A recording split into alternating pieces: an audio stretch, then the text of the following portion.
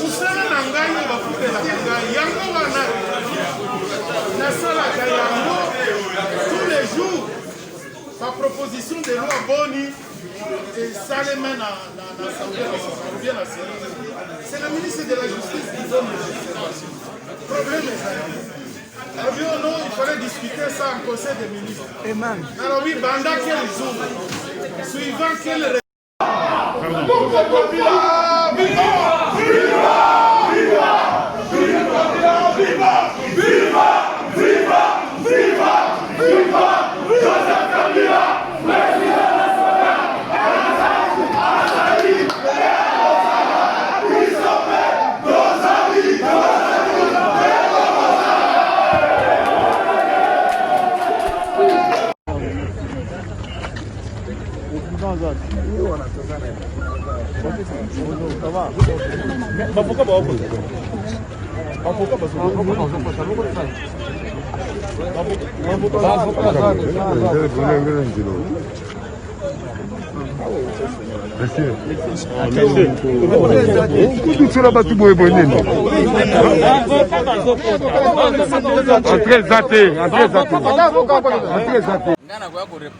répondre mais un jour là on a répondre bakangio afandi nini est-ce qu'on a intervenu ça Félix azokanga de justice non justice ne muto kanga so ça les fractions là justice kanga et logo tunda ça les grave ça très grave à son niveau attaque ministre à justice pour ça la fois 40 ans combien de bateaux bazali na prison kuna aba faut usage de et toi même mokonzi ya justice soko ça faut usage de yango batongo ba ya FCC baloka bango